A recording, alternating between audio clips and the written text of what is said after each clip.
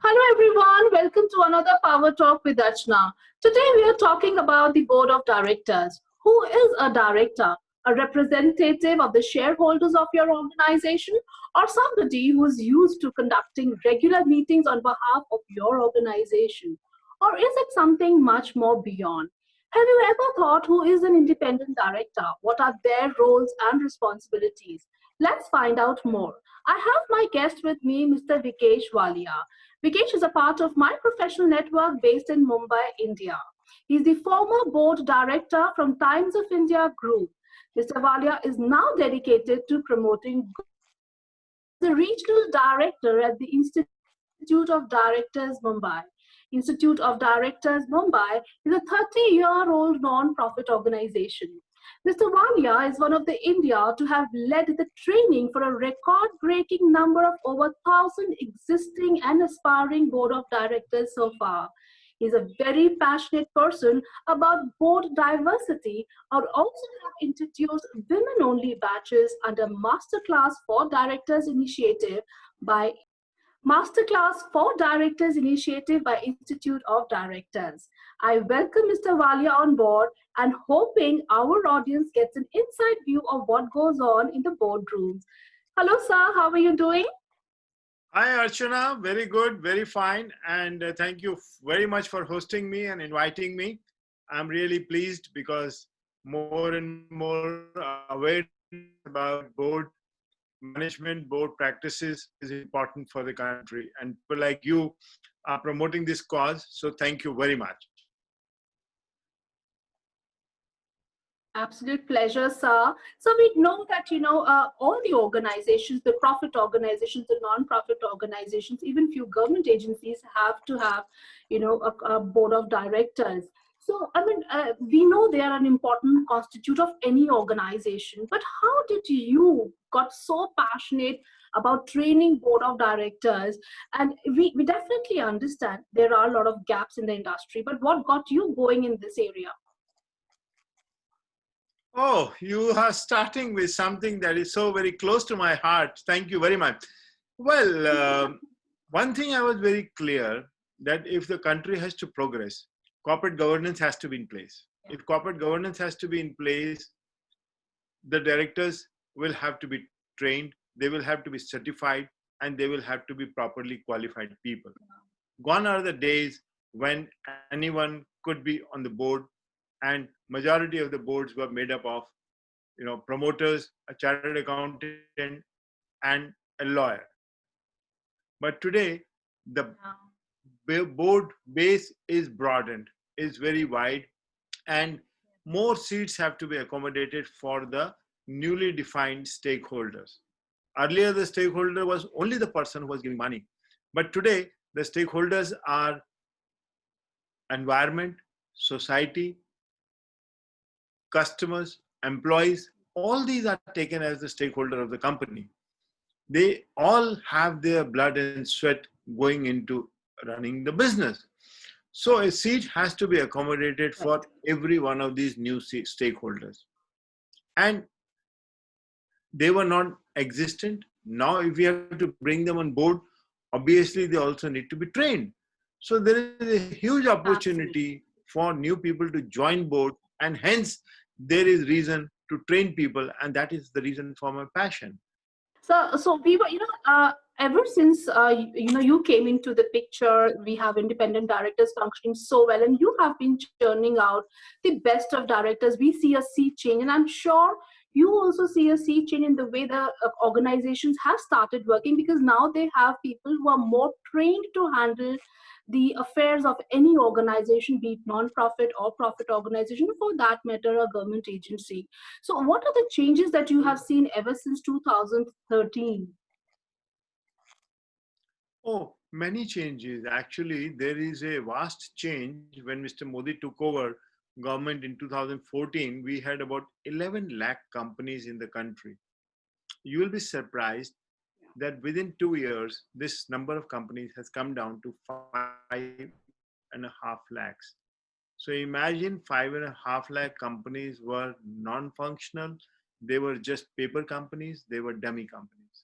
And now the government is serious. So the compliances for companies have been on the rise, and the seriousness in running the companies is there. The concept of independent directors came in 2013, and now Modi government has also introduced a concept of data bank for independent directors. So earlier we could not trace who are these people. Some of these independent directors used to be found in the slums. They were the personal staff, drivers, maidservants of the promoters. Today, we have a data bank of independent directors where we can track each and every independent director. Soon, they will be all mandated to go through the proficiency test. So you can imagine the quality of governance is going to improve. The board management of future is going to be vastly different than what it was a couple of years back. So this is definitely a sea change. Yes, absolutely. And we are very happy to welcome this change, because all said and done with, we are looking for good governance, because that is the only way we can see growth and consistency, and that's what we all want in life. Amazing, sir. So tell me one thing. I mean, we talk about board of directors. We talk about people who work in very close association with them. We talk about different, agencies that work in close association with them. All said and done with, what are their key responsibilities and their roles that one should not forget? Well, the very, very important role is the role of board stewardship. It is the trusteeship. They are running this in trust for someone else. They should not behave like owners, and they are only trustees of a certain capital and stakes that have been granted to them by the society, by the environment, by the finances, and similar resources. So, this is the first and foremost thing that they should not forget. They are answerable to everyone. They have to ensure that environment is not exploited. They have to ensure that untreated chemicals are not thrown into the rivers to enhance the profit. They have to ensure that the CSR, the corporate social responsibility, is discharged diligently. They have to ensure that women get their rights in employment down the line and right to the board. So the board diversity, they have to ensure that child labor is not used, and they have to ensure that every stakeholder is given due justice.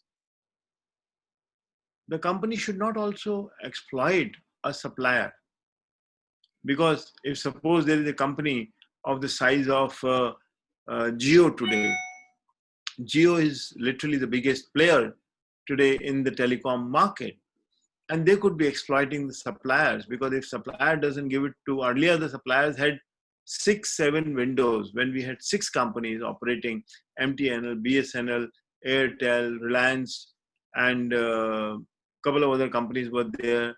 Today there are just 3 companies. So you cannot exploit the supplier also. Otherwise, supplier, you may be compliant, but the supplier maybe have to be doing silly things, corrupt practices. So that also has to be taken care of. So these are all the responsibilities that the independent directors and all the board members have to ensure that these are complied with. So compliance is the first and foremost responsibility. And governance is not only compliance when you are under watch. Governance is also about when you are not under watch. So that is the true Very right. test of governance. So these are the key responsibilities that they have to discharge: being fair to each and every stakeholder, taking interest of every stakeholder on the top of their mind all the time. Right. I think you said it very rightly, sir. I mean, it's all about compliance when you're not being watched. I think this is one message that needs to be repeated and be shared with everybody, and everybody to take note of this very, very important message. It's all about when you're not being watched, you need to make sure that you really fulfill all your roles and responsibilities, and that's what really counts and matters for the growth of any organization. Absolutely right, sir. So one thing that has really been, hitting everybody's mind these days. Women have proved themselves everywhere. We've even reached Mars. We've done so many things, and we are very competent. Women are very competent, and we love to work hand in hand with our men fellow workers. So why don't we see women on the Indian corporate boards? Why? What's the reason? I knew a woman talking to me would surely come with this question. And you have not spared me of this. Well, women are being invited to the boards, and the board diversity, the key fundamental of board diversity, first diversity is the gender diversity. If there are 50% men and 50% women in the world, so obviously, if not 50%, there should be a fair amount of participation. You'll be surprised. Till about 7-8 years back, we were just about 4 to 5% women on boards in India. Today, that percentage has reached nearly 20%. The global target Wow. is 20%, and we are quite close to that target. The reason it took time, and it's still taking time, is a matter of pipeline. Because you just can't Yeah. appoint somebody on the board without having enough experience. So Right. experience of different nature, not the board experience, but overall corporate experience of high quality has to be there. So that is happening now. And you will be happy to know that India is way ahead of many of the Far East countries where this percentage is still about 10-12%. We are behind France, which is today 42%. We are behind Norway, which is more than 40-45%. But America is less. South America is far more less. So India has made good progress, and we are introducing special batches for women directors, and therefore the pipeline is being enhanced. So Institute of Directors had introduced last year, we introduced Mumbai special batches. We conducted 2 batches, and we also did some mentoring program for them, so that not only training, later some mentoring is also provided to them so that their confidence is in place and they can be in places. SEBI has also helped us by mandating that Wow. earlier it was first 500 companies who must have a woman director. Then they said it should be a woman independent director, because when they said there should be woman director, everyone brought a gharwali. So there was a Yeah. woman at home. So Mukesh Ambani got none other than Neeta Ambani, first choice. But then Yeah. SEBI had to mandate that you need an independent director. So he had to bring a Baharwali, which is Arundhati Bhattacharya. So more and more independent directors are coming courtesy SEBI regulations and the new mandates which have been brought in by Kotak Committee. So that is also helping. I can only see a bright future for women.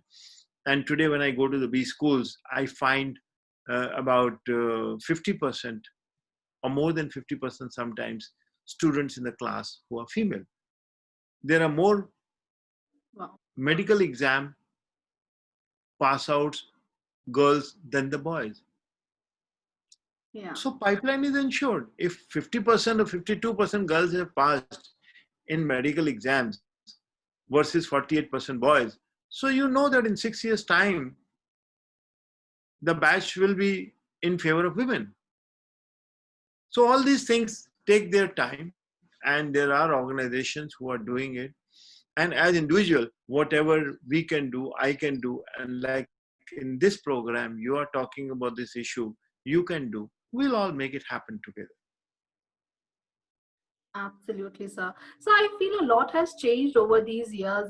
Definitely we've come a long way. India has definitely come a long way. We have created footprints on the global map for sure, and women have definitely coming up in every possible way. And with organizations like yours, where you're actually training them to be their best versions, I think there is a very short time left for us to make that impact. Very, very grateful to you for doing the kind of job you're doing, sir. But all said and done with, we have SEBI, yes, we have so many compliances, so many things that have been put forth for organizations to run, for directors to follow. But there is a gap that we still see with respect to the kind of board committees and how they can still make their performances better with every passing day. What are your thoughts there, sir? Oh, happy to know that these board committees are an extended arm of the board meeting, because everything cannot be addressed in the board meeting with equal weightage. And therefore, some committees, some matters like audit requires bigger dig. It requires more detailed discussion. Therefore, these four committees were there earlier. Now it is 5 committees which have been mandated. So the audit committee, the CSR committee, and NRC, which is nomination and remuneration committee, and the stakeholder committee. These were the 4 earlier committees, but now one new committee has been introduced by SEBI, which is risk management, because it was observed that companies are not paying enough attention to risk management. Risk is not only risk is also showing you the opportunity. While COVID is a risk, digital platforms like we are meeting today is an opportunity. Else, you would have been flying down from Bangalore to meet me in Mumbai, and we would have been, having this uh, conversation in some studio or in some hotel or some other place. So this is the opportunity. So risk is not only in terms of threat, is also an opportunity.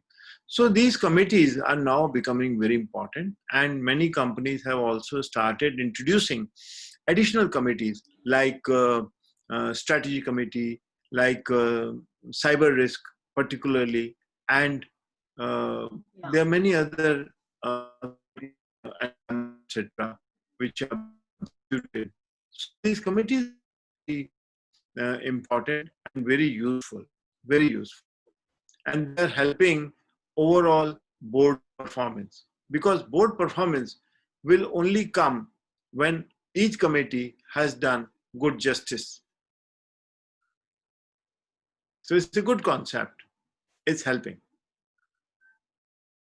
Of course, I mean, we cannot function without having a committee and the people who represent that committee, because it's all about working in tandem with one another. If we don't have that, we fall flat. That is one checkpoint for every department, where everything comes together and we know exactly how the company is performing. That is the check. That is the only check, actually. Amazing, sir. So you have been a great contribution in with respect to the way a board of directors should be working, how they operate. How do you see India today as far as the corporate governance is concerned when it comes to the global framework? Oh, in the global environment, we have made good progress.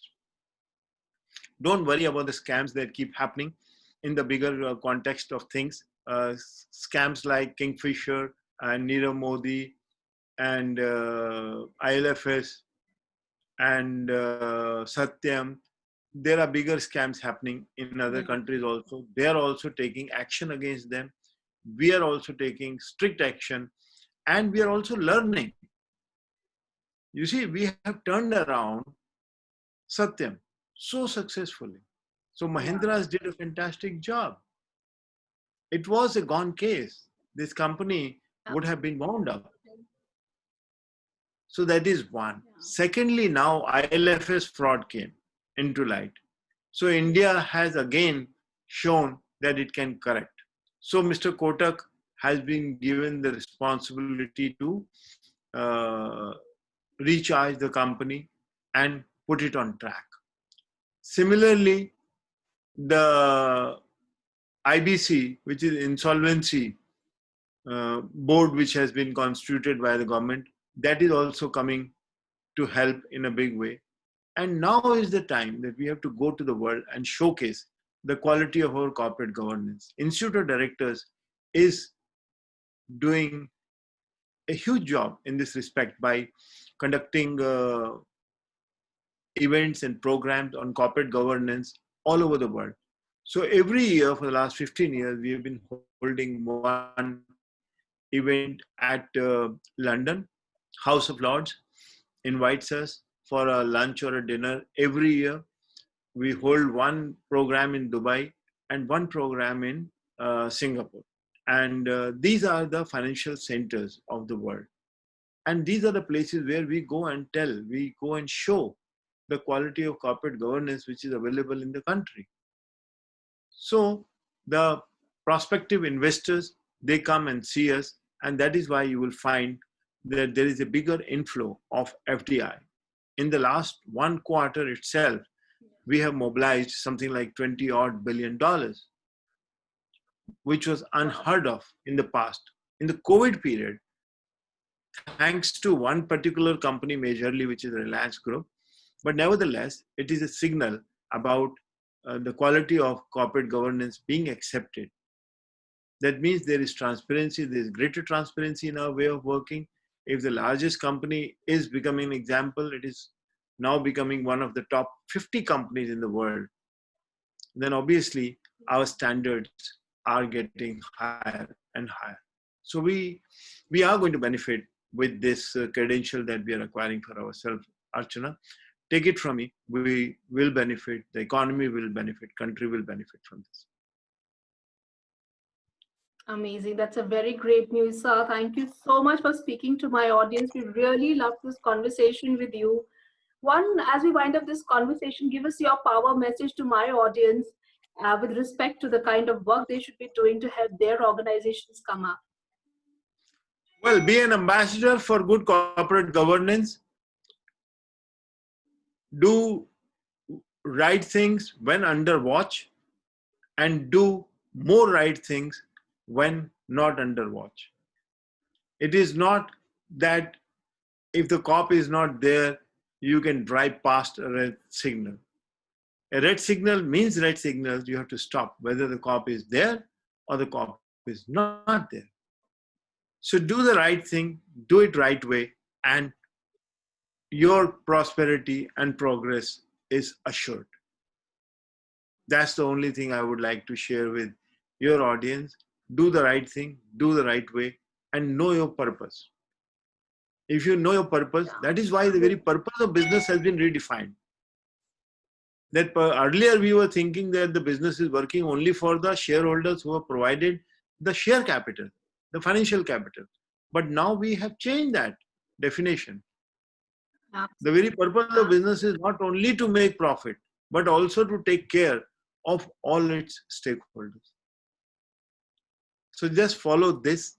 ESG, environment, society, and governance. These are the, ways to work ahead in business and in prosperity. Amazing. Thank you so much, sir. So one last question. You have been talking about people working their best when they're not being watched. What does Mr. Wallia do that gives him more satisfaction, gives him a good night's sleep when he's not being under watch? When not under watch? When not under when watch? you're not being watched. Okay. When you're not being watched. Well, that's a huge responsibility. When I'm not being watched, I remember of only one song, which is my very favorite. Tora man darpan kehla. Tora man darpan kehla. Okay. It's your heart that's your mirror. If in the heart of your hearts you know what you're doing is right, please go ahead and do it. Look into your own mirror. Don't expect Archana to be calling you up and telling that you are doing something wrong. You can see it yourself. So it's my favorite song. is from Kajal movie, and the other song which is there is Satyam Shivam Sundaram. Truth is God, and truth alone is beautiful. Nothing else. So you have to believe, and you don't have to just practice governance. You have to live governance. If you live governance, then nothing will go wrong. Then nothing goes wrong. Wow, So just do amazing, that, amazing, and amazing. yeah. Amazing, sir. Thank you so Okay. much for talking to All the my best. audience. We thoroughly enjoyed this. We thoroughly Yeah, yeah. enjoyed this conversation, sir, and I'm sure my audience are definitely going to benefit out of this conversation, make good use of the laws that have been made to ensure good corporate governance and make their companies really win and come out profitable each time. Thank you so much, sir. Thanks a lot. Thank you, Archana. Thank you very much, and keep doing this good work. That was Mr. Vikesh Wallia for you, the master of the trade when it comes to corporate governance. The do's, the don'ts, the roles, and responsibilities of the directors that come on board. It's about doing the right thing when you're not being watched. It's also about taking trainings to perfect the art of this very huge responsibility of being a director and helping your organization create footprints of success and growth. I hope you really feel inspired and understand the need for good and healthy corporate governance. I wish all of you the very best and stay tuned for more.